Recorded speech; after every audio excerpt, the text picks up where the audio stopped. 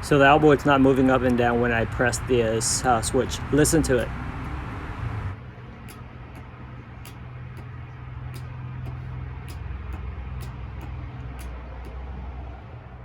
So I have removed the cowling, and here, this is the ground, okay?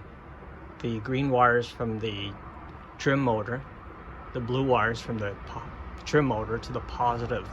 So ground, and this is just a positive line, and you touch this, you see that it's the light on the test light is lit. This is not lit, okay. So now the test light is connected to the blue wire.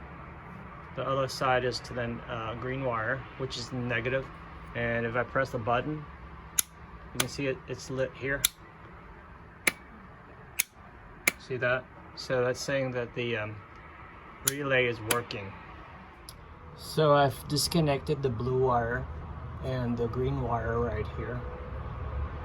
And I'm going to touch this too. These two are live. That's a positive and that's a negative. It's live. There's power on right now, and I've already tested that. So if I put the trim motor negative to the negative and positive, blue to positive, nothing's happening. So we know that the motor is bad. The trim motor now is bad.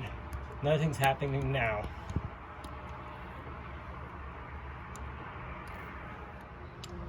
To remove the trim motor, start off by removing these 4 hex nuts, 2 in the front, hex screws, 2 in the back.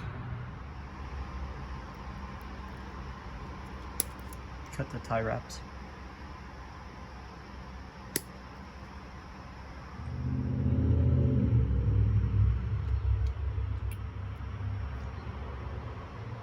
The blue wire, green wire, goes to the trim motor to power it. So remove these 2 nuts and trace the wire back to remove it. So it's removed, so just trace the wire back, all the way back, and this goes down to the trim motor. So just pull it back, not that one, this one, just pull it back. Pull it back, pull it back, pull it back, pull it back, and feed it through that grommet right there. So it's pulled through that grommet, and now here's the blue and green wire, and just push it back through there, and on the opposite side you have the trim motor. So just feed the wire through. So the wires have been fed through the hole on the motor bracket. So and I've already removed the 4 screws here, and let's pull out the motor. There you go. So here's the base of the motor, trim motor, and don't forget there's this O-ring right here that has this seat right here. Okay, so let's take this out. So inside on the bottom of the trim motor you have this plastic attachment connector that connects the trim motor to the inside of it, the well of it, so don't forget to take this out.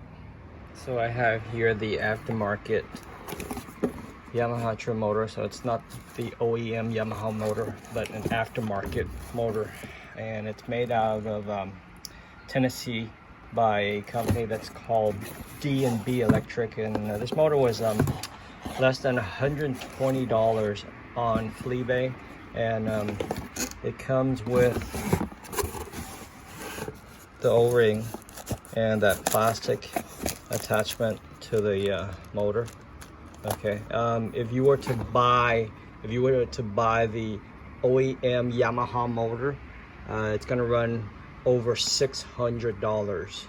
So here we have the broken old OEM Yamaha motor and the D&B electrical aftermarket motor.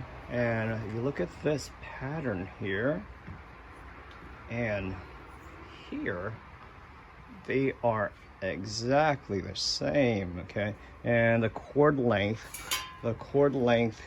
of these two is the same. Yeah, the same. So let's install. The thing I want to make a note of is this is the OEM original. That's original. That's aftermarket. That's aftermarket. Here you can see the aftermarket O-ring and the original O-ring. See, notice how thin this is and how thicker this is. So I'm going to keep this and not bother using the aftermarket. I'll keep both of these two with the aftermarket motor. So I've cleaned the O-ring and seated it, and this is the plastic piece that connects the trim motor to the base of the trim itself. So pay attention to this. There's only one way it goes in. Okay, see that end? That goes to the bottom, and this goes to the motor end. So it's different. So put it in, and you turn it, make sure it's seated until it's seated. Now it's seated, and then pay attention to what position that this is in, and fit the motor over that piece.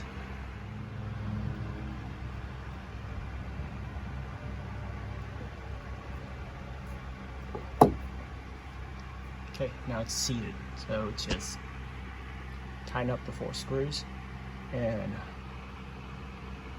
feed the wire through the bracket and through the grommet and back to the electrical in the engine.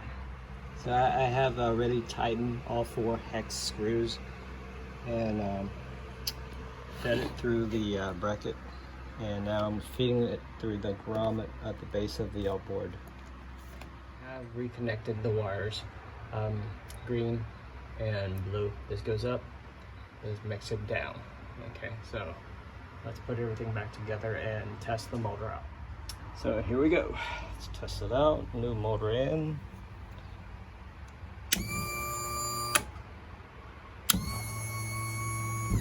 Yay! Back in business. Let's check for leaks. So here's the base of the motor. That's right. I just want to make sure there's no leaks and that O-ring has sealed properly. So awesome. So I'm gonna put some tie wraps here and put the electrical cover back on, and we are done. That's about a 15 to 20 minutes procedure. All right, y'all, good luck. Final look of the engine with the cowling on, and everything's working as it should be.